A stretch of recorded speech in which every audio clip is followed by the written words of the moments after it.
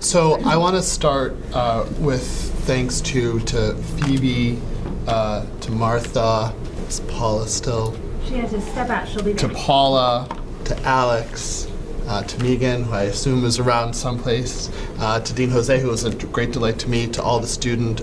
organizations and the students who came and who participated, and also for the record, since we're on camera, also to Stephanie and John for really getting this off the ground. Without their stature and their commitment, none of these traveling conversations would happen. I also have to say something about speaking after both Berta and Frank, who are both teachers of mine, although I never had them in class. I remember distinctly being at a Lavender Law Conference when I was a fellow. And there were two talks I remember hearing Frank give, and just being completely enthralled by the intellectual yarns he would spin, as I just was a minute ago. Just a kind of beauty and elegance of his mind. And Berta has been, I've learned so much from conversations with her and from her work that it seems hard to think that I could actually have anything to add beyond what they've said. I guess I'll just pick up on the idea of offering two thoughts from Frank about the day. One, sort of reflecting on maybe some of the themes and the ways in which different things the speakers earlier in the day, all of you who are still here and some of you who are not, said that were deeply, deeply moving, both intellectually and sort of in that other place where ideas can sometimes get us. And start with both a little bit something from Serena's talk and then both Kimberly and Jennifer's reactions.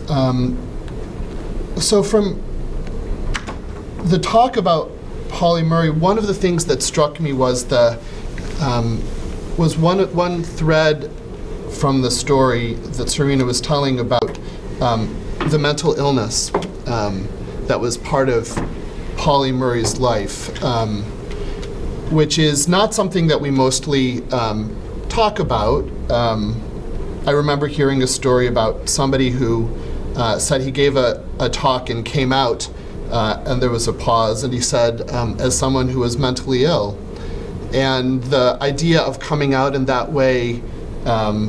was so powerful and so counterintuitive in some sense that from him in particular, that would be a coming out story as part of the coming out day proceedings that he was part of. But also in part because there's something that can often be so frankly crazy making about inequality and the way in which it's forced on some by others, as well as the logic of it that people who engage in oppression themselves sort of subscribe to. There's something both highly rational and systematized often about it, but also completely insane about it. And so there's something about that being on the other side of it that just struck me as both incredibly real as the experience and understandable and incomprehensible all at the same time. But it made me think about the relationship between the idea of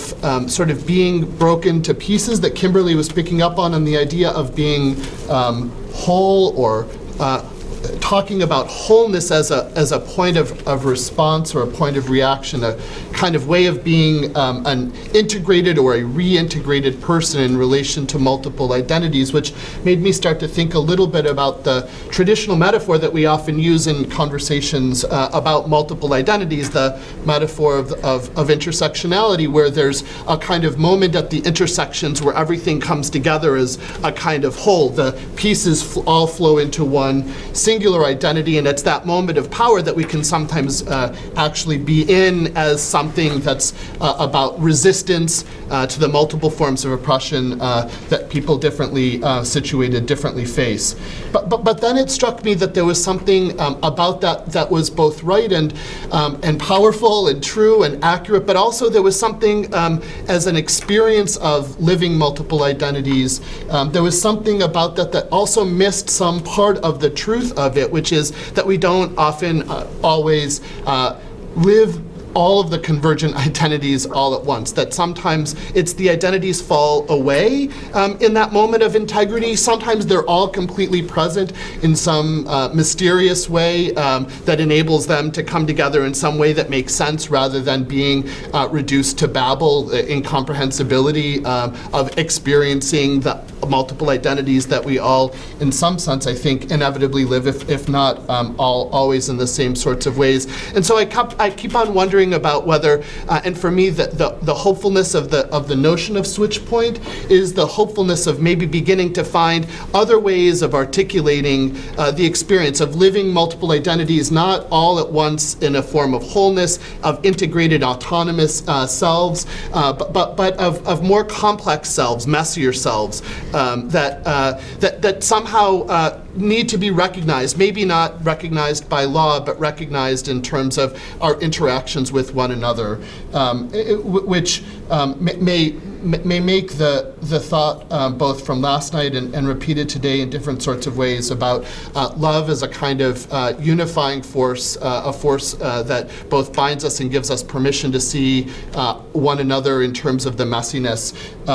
that we actually, I think, often live in.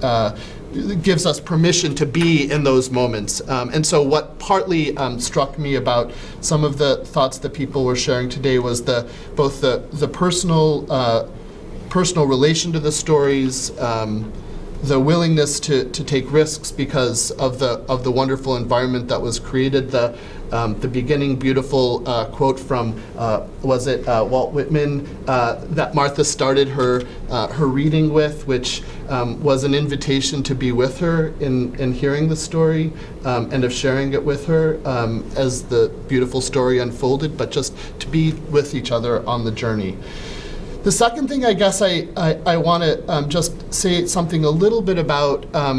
picking up on another dimension of the theme, is a little bit about what maybe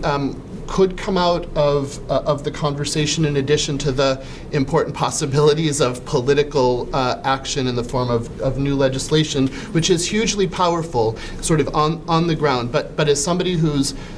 life is spent mostly inside the legal academy, and some significant portion of it in the classroom, I guess I do wonder about, and I was thinking about at all sorts of different moments today, how to take the experiences of social justice lawyering,